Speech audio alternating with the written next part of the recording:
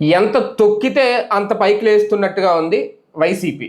ఎందుకంటే బంతిని ఎంత గట్టిగా నేలనేసి కొడితే అంత పైకి లేస్తుంది అంటారు. ఇప్పుడు వైసీపీ పరిస్థితి అలాగే ఉంది. ఎందుకంటే కొన్ని రిస్ట్రిక్షన్స్, కొన్ని ఆంక్షలు, కొన్ని అడ్డంకులు మొదటి నుంచి కూడా ఈ 2 ఏళ్లలో జగన్మోహన్ రెడ్డి యాత్రలు, పరామర్శ యాత్రలు ఎందుకు ఎప్పటి నుంచి మొదట్లో మద్యం కుంభకోణం వ్యవహారానికి సంబంధించి అరెస్టులు మొదలైనప్పుడు జగన్మోహన్ రెడ్డి పరామర్శించడానికి వెళ్ళడానికి మొదలుపెట్టిన యాత్రల దగ్గర నుంచి కూడా అడ్డుకోవడం మొదలుపెట్టారు. కొన్ని చోట్ల బారికేడ్లు పెట్టారు, కంచెలు వేశారు, కొన్ని చోట్ల అయితే ఆ ఊర్ల నుంచి రాకుండా అడ్డంగా గోతులు తవ్వారు, రోడ్డులు తవ్వేశారు.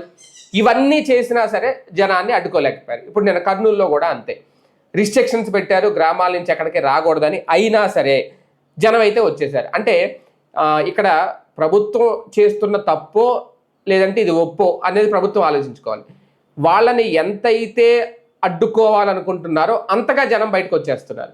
అడ్డుకోకుండా ఫ్రీగా వదిలేస్తేనే బెస్ట్ ఏమో, ఏ ప్రాబ్లం ఉండదేమో. అడ్డుకునే కొద్దీ కావాలని వస్తున్నారా లేదంటే వీళ్ళ కావాలని తీసుకొస్తున్నారా? కావాలని తీసుకొస్తే కనుక ఆ స్థాయిలో రారు. ఎందుకంటే లారీల్లో తీసుకొచ్చిన, ట్రాక్టర్లో తీసుకొచ్చిన జనాల్ని తీసుకొస్తే అక్కడ ఆపేసే అవకాశం ఉంటుంది.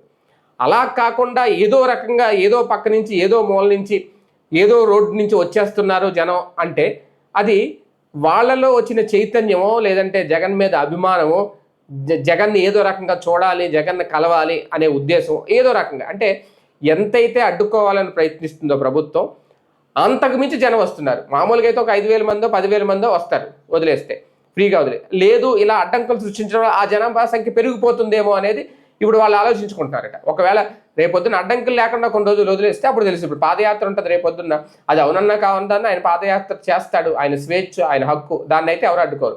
కాకపోతే దాని మీద రిస్ట్రిక్షన్స్ చేయొచ్చు, ఆంక్షలు విధించవచ్చు, కోర్టుకు వెళ్ళి పర్మిషన్స్ తెచ్చుకోవచ్చు, కోర్టు ద్వారా అడ్డంకులు లేదంటే న్యాయపరమైన చిక్కులు తీసుకురావచ్చు.